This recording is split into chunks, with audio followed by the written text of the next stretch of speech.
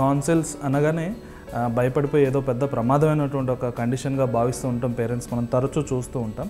కాకపోతే tonsils adenoids అనేటువంటి ముఖ్యంగా బాడీలో ఏ రకంగా చెవులు ముక్కులు ఒక పార్ట్స్ లాగా ఉంటాయో అదే రకంగా టాన్సిల్స్ అడినాయిడ్స్ అనేటువంటివి మన బాడీలో ఒక పార్ట్స్ అవి.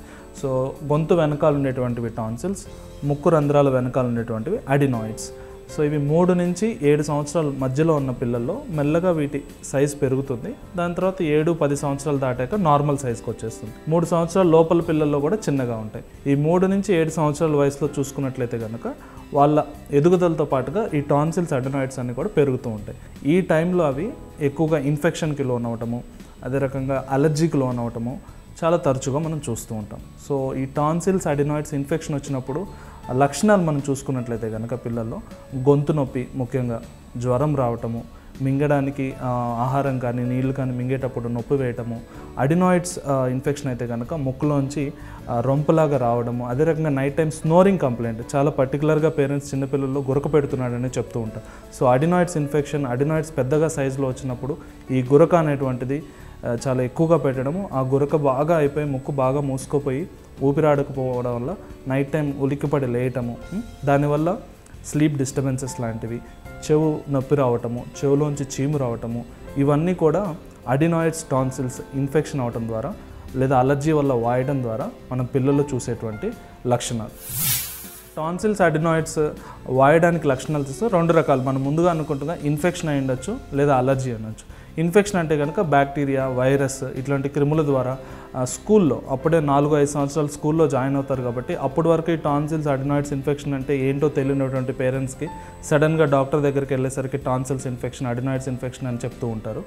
అప్పుడే వాళ్ళు మిగతా తోటి పిల్లలతో ఆడుకోవడము, వాళ్ళతో పాటు కలిసి ఉండడం ద్వారా ఏమవుతుందంటే వాళ్ళకి టాన్సిల్ ఇన్ఫెక్షన్ ఉంటే కనుక తగ్గినప్పుడు తుమ్మినప్పుడు వీళ్ళకి సోకడము, ఆ గాలి పీలవడం ద్వారా వీళ్ళకి టాన్సిల్స్ అడినాయిడ్స్ ఇన్ఫెక్షన్ అయ్యేటువంటి అవకాశం ఉంటుంది. ఇంకొకటి డస్ట్ అలర్జీ ఉన్నప్పుడు లేదా స్మోక్ అలర్జీ ఉన్నప్పుడు ఏమవుతుందంటే డస్ట్ స్మోక్ లోపలికి వెళ్ళి పడకపోతే కనుక ఎక్కువగా తుమ్ములు, అదే రకంగా ముక్కు మూసుకోపోవడము, గాలాడకపోవడము, సైనస్ ప్రాబ్లం రావడము, ఇవన్నీ కూడా అడినాయిడ్స్ అలర్జీ టెండెన్సీ ఉంటే కనుక ఈ రకంగా అడినాయిడ్స్ టాన్సిల్స్ ఆ కండిషన్లో కూడా వచ్చేటువంటి అవకాశం ఉంటుంది. వంశపార్యపరంగా అంటే హెరిడిటరీగా కూడా మనము ఈ టాన్సిల్స్ అడినాయిడ్స్ అనేటువంటివి వాయడం చూస్తూ ఉంటాం. అంటే తల్లిదండ్రుల్లో చిన్నప్పుడు టాన్సిల్స్ పెరిగాయి, బాగా పెద్దగా ఈ టాన్సిల్స్ ఆపరేషన్ చేయాల్సిన అవసరం ఉంటే కనుక వాళ్ళ పిల్లల్లో కూడా అదే రకంగా టాన్సిల్స్ అనేటువంటివి ఇబ్బంది పెట్టి వాళ్ళని అంటే తరచుగా వాయడము, ఇన్ఫెక్షన్ రావడము, అలర్జీకి లోనవడము లాంటివి ఉంది ఇబ్బందులు ఎదుర్కొనేటువంటి అవకాశం ఉంటుంది.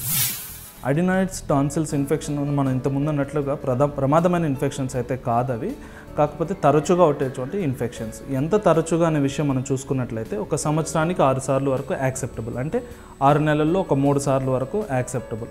అలా కాకుండా నెలకోసారి ఇన్ఫెక్షన్ రావడము, 1 సంవత్సరానికి 6-7 సార్ల కంటే ఎక్కువగా ఇన్ఫెక్షన్ రావడము, ఇలా ఉన్నప్పుడైతే మనం ప్రివెన్షన్ అంటే ఎందుకు వస్తుంది అనేటువంటిది చూస్తాం.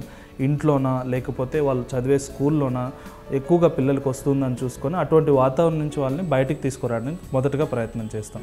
అలా కాకుండా అలర్జీ అంటే ఎటువంటి జ్వరం లేకుండా, ఎటువంటి క్రిములు సోకకుండా టాన్సిల్స్ అడినాయిడ్స్ వాపు ప్రాబ్లం వస్తున్నట్లయితే కనుక అలర్జీకి సంబంధించినటువంటి ట్రీట్మెంట్ తీసుకోవడం, అదే రకంగా దుమ్ము పొగ లాంటి ఐటమ్స్ అంటే ఇంట్లో సాంబ్రాణి అగరబత్తి లాంటివి, సిగరెట్ స్మోక్ లాంటివి, ఈ మస్కిటో మ్యాట్స్ అలాంటి వాటిలోంచి వచ్చే పొగ నుంచి పిల్లల్ని దూరంగా ఉంచడం కూడా చాలా వరకు అడినాయిడ్స్ టాన్సిల్స్ అలర్జీ వల్ల పెరిగే పిల్లల్లో మనం తగ్గించేటువంటి అవకాశం ఉంది. ట్రీట్మెంట్ పరంగా చూసుకున్నట్లయితే 2 రకాలుగా మనం విభజించుకోవచ్చు. Medical treatment, surgical treatment.